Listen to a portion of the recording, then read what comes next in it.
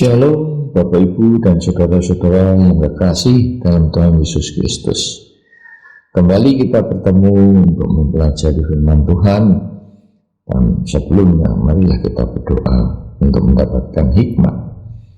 Tuhan, terima kasih ya Tuhan, kami selalu bersyukur atas kebaikan-Mu, atas pemeliharaan-Mu kepada kami.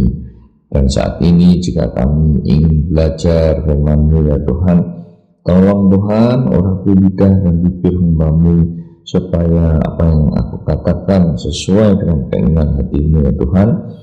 Dan juga Roh Kudus urapi lidah dan bibir hamba-Mu juga, dan juga mereka yang mendengarkan firman-Mu akan mendapatkan hikmat, mengerti akan firman-Mu dan melakukannya dalam kehidupan mereka sehari-hari. Terima kasih ya Tuhan, berbicaralah, kami siap untuk mendengarkan. Dalam nama Tuhan Yesus kami berdoa dan mengucap syukur. Amin. Saudara-saudara, kali ini kita akan belajar tentang transformasi. Transformasi adalah sebuah proses perubahan secara berangsur-angsur sehingga sampai pada tahap terakhir.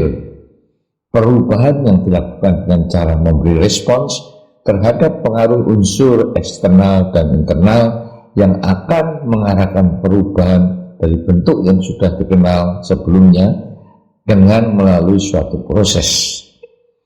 Dalam Kamus Bahasa Indonesia, transformasi berarti perubahan rupa bentuk, sifat, dan fungsi. Contoh yang paling nyata adalah ulat daun yang bertransformasi menjadi kupu-kupu. Selain dia berubah bentuk dari ulat menjadi kupu-kupu, sifatnya juga berubah dari berjalan secara merambat menjadi terbang, dari bentuk ulat daun yang menjijikan menjadi kupu-kupu yang indah, dan dari fungsinya sebagai ulat daun yang merusak tanaman karena makan daun-daunan menjadi kupu-kupu yang makan putik sari dari bunga, dan fungsinya juga berubah, yaitu membantu penyerbukan bunga. Saudara-saudara, untuk bertransformasi, ulat harus melalui suatu proses menjadi kepompong. Tidak makan dan minum selama 14-20 hari seperti orang yang sedang bertapa. Perubahan ulat daun dimulai dari larva, kemudian menjadi pupa, yang akhirnya akan berubah menjadi kupu-kupu muda yang siap keluar dan terbang. Ketika calon kupu-kupu itu mulai muncul, dia merobek sedikit demi sedikit kepompongnya, dan dia tampak mengalami kesulitan untuk keluar. Tetapi jika kita membantu merobek kepompongnya dengan maksud agar segera keluar, maka yang terjadi adalah calon kupu-kupu itu akan keluar dan mati. Penyebabnya adalah paru-parunya yang belum siap dengan perubahan yang mendadak, karena paru-parunya harus beradaptasi untuk menghirup oksigen secara bertahap.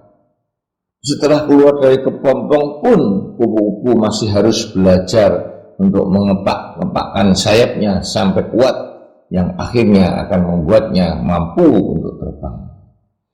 Saudara-saudara, Abraham adalah contoh kepompong yang dirobek, yaitu tidak sabar dalam menunggu janji Allah untuk memberikan anak perjanjian Ishak, sehingga dia menerima Hagar, budak Sarai, dan lahirlah Ismail, yang kelakuannya seperti keledai liar dan memusuhi saudara-saudaranya sampai sekarang. Proses iman Kristen juga tidak ada yang instan seperti apa yang disukai manusia saat ini. Semuanya serba instan dan cepat, mie instan, minuman-minuman instan, 3-in-1 dan sebagainya. Saudara, iman dimulai dari iman bayi yang selalu ingin akan air susu yang murni dan yang rohani, supaya olehnya dapat bertumbuh dan beroleh keselamatan. Tetapi sering terjadi bukannya bertumbuh sesuai dengan waktu dan pengalaman dalam hidupnya, karena yang seharusnya sudah menjadi pengajar malahan masih perlu diajarkan lagi asas-asas pokok dari pernyataan Allah. dan masih memerlukan susu, bukan makanan keras. Dalam Ibrani 5 ayat 14, tetapi makanan keras adalah untuk orang-orang dewasa yang karena mempunyai panca indera yang terlatih untuk membedakan yang baik daripada yang jahat. Dan dalam Matius 5 ayat 48 ditulis, karena itu haruslah kamu sempurna, sama seperti Bapamu yang di surga adalah sempurna. Dalam Roma 12 ayat 2, janganlah kamu menjadi serupa dengan dunia ini, tetapi berubahlah oleh pembaruan budimu, sehingga kamu dapat membedakan manakah kehendak Allah, apa yang baik, yang berkenan kepada Allah, dan yang sempurna. Saudara-saudara, manusia tidak mungkin dapat menjadi sempurna, karena sempurna hanyalah sifat natur Allah. Tetapi dengan pimpinan Roh Kudus kita akan dimampukan untuk dapat melakukan perubahan budi dan karakter, sehingga dapat membedakan manakah kehendak Allah, apa yang baik, yang berkenan kepada Allah, dan yang sempurna. Begitu juga panca indera kita yang terlatih untuk dapat membedakan yang baik daripada yang jahat. Misalnya, ketika kita melihat uang, kita tidak akan mencuri, menipu, atau korupsi. Dan ketika melihat lawan jenis kita, tidak akan timbul nafsu birahi dan lain-lain. Karena itu, otot-otot rohani kita juga perlu dilatih lewat pengalaman hidup, seperti otot-otot atlet yang dilatih selama bertahun-tahun dari kecil sampai dapat menjadi juara.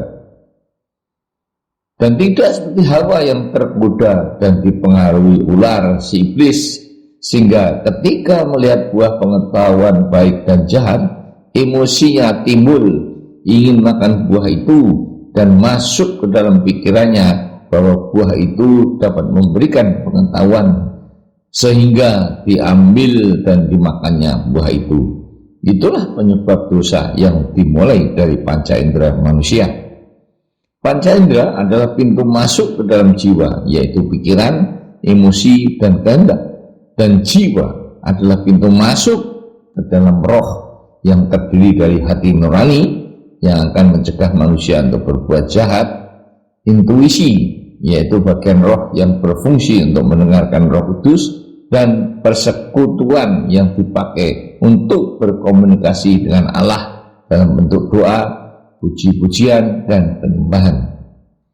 Dalam 1 Yohanes 3 ayat 9, setiap orang yang lahir dari Allah tidak dapat berbuat dosa lagi, sebab benih ilahi tetap ada di dalam dia, dan ia tidak dapat berbuat dosa karena ia lahir dari Allah.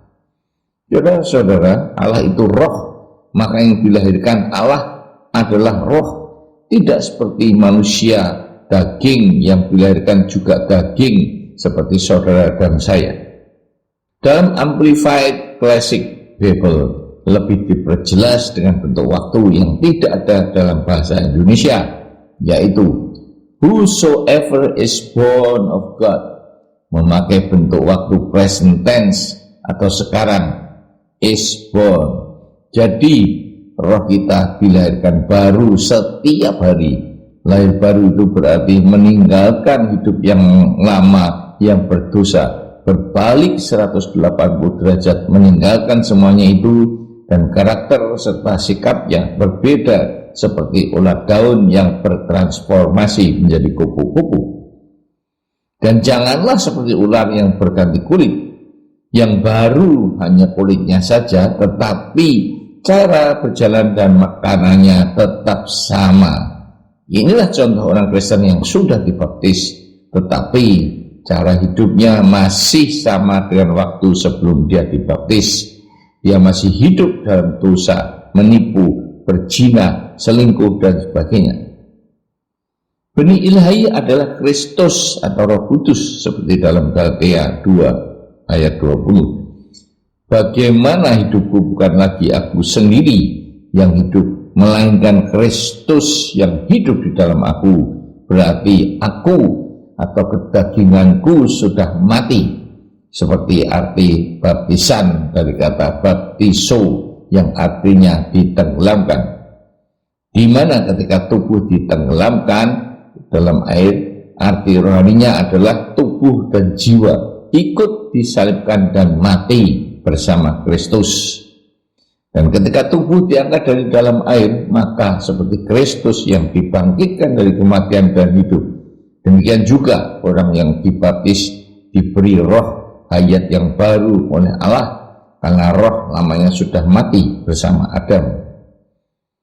Akan tetapi kata baptos mempunyai arti perubahan, yaitu jika mentimun dimasukkan ke dalam air, maka sampai kapanpun rasanya akan tetap sebagai mentimun. Tetapi ketika dimasukkan ke dalam larutan cuka, maka mentimun akan berubah rasanya menjadi acar, walaupun bentuknya masih sama sebagai mentimun.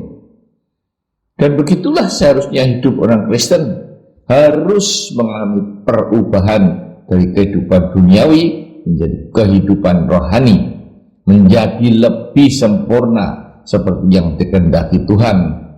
Tidak dapat berbuat dosa lagi karena benih ilahi ada di dalamnya.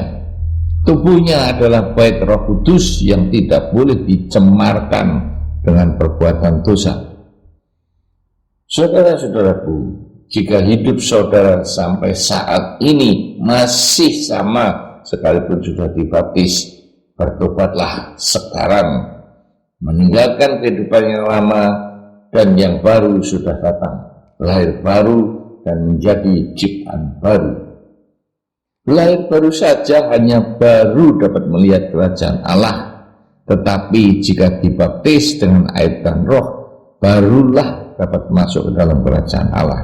Artinya bukan hanya dibaptis dengan air saja, melainkan Roh Kudus tinggal di dalam diri saudara dan saya, memimpin serta memampukan kita untuk tidak berbuat dosa lagi.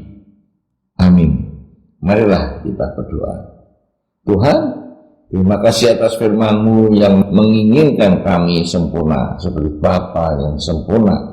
Tetapi kami sadar Tuhan, sebagai manusia kami tidak akan dapat sempurna, karena sempurna itu adalah sifat-Mu ya Tuhan. Karena itu Roh Kudus pimpin dan mampukan kami untuk hidup di dalam Kristus, dan Kristus hidup di dalam kami, sehingga kami tidak dapat berbuat dosa lagi. Kami berdoa bagi mereka yang sampai sekarang masih hidup di dalam dosa, sekalipun sudah dibaptis. Jamah dan sadarkan mereka ya Roh Kudus, agar mereka berubah, lahir baru dan menjadi ciptaan yang baru, agar mereka tidak terlambat masuk dalam pesta kawin anak domba.